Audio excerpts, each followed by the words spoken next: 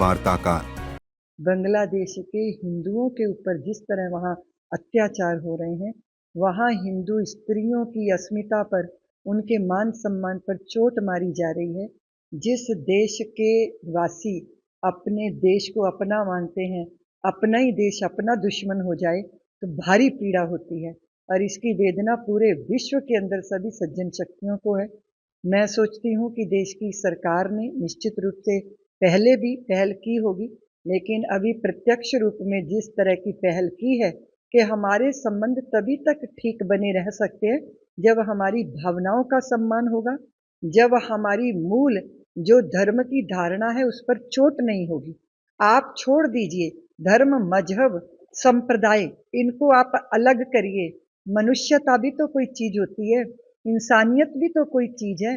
अगर हमने मनुष्य को मनुष्य के रूप में ही देखा और मनुष्य होकर उसके साथ व्यवहार किया, तो ये जो हैवानियत है, ये जो शैतानीपना है, ये कभी मनुष्य के हृदय में प्रकट नहीं हो सकता।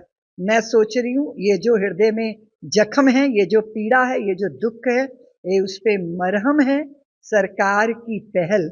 मैं समझती हूँ कि ये बात निश्चित रूप से है कि हिंदू जाति को अपनी समस्त अलग अलग धारणाओं का त्याग करके एक हो जाना चाहिए। ये बात सत्य है, संगठन में शक्ति है, हम सब एक रहें और तभी भविष्य भी सुरक्षित होगा, वर्तमान भी सुरक्षित होगा।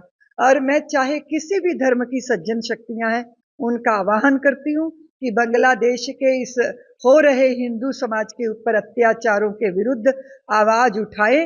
हम मनुष्य के नाते, पूरा विश्व धरती हमारी माँ है और हम इसकी संतानें हैं। इस तरह हम सहोदर हैं, हम भाई हैं। इसलिए सारे विश्व के अंदर जहां भी ये दृश्य देखे जा रहे हैं, जहां भी इस पीड़ा को अनुभव किया जा रहा है, हमारे देश में भी बहुत सारे लोगों ने प्रदर्शन किए हैं, इसीलिए कि ये अति हो गई है।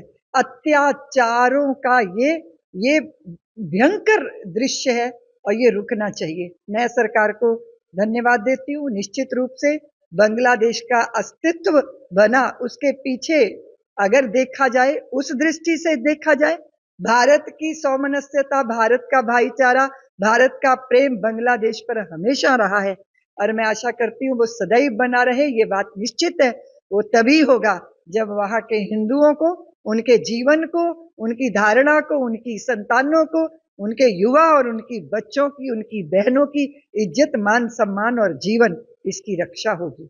हम इस पहल के लिए सरकार को बहुत बहुत धन्यवाद देते हैं। आशा करते हैं कि ये दुख भरी कहानियां वहां से अब नहीं आएंगी, शांति हो जाएगी और जो वहां महात्मा को जो अरेस्ट किया गया है उनको भी मुक्त किया जाएगा, क्योंकि अपनी रक्षा के लिए आवाज उठाना ये पाप नहीं होता, क्योंकि अन्याय करने वाला जितना दोषी होता है, उससे बड़ा दोषी अन्याय सहन करने वाला होता है।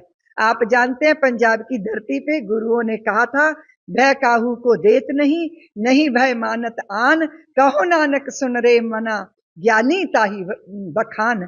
ना तो हम किसी को भयभीत करते हैं, लेकिन ना हमें भयभीत होना चाहिए। ऐसे वातावरण का निर्माण राज्य सरकारों को, केंद्र की सरकारों को और पूरे समाज को मिलकर इस पे प्रयत्न करना होगा।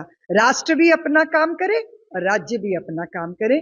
मैं आशा करती हूँ सब कुछ सही होगा, जल्दी होगा और यही मेरी ईश्वर से प्रार्थना है।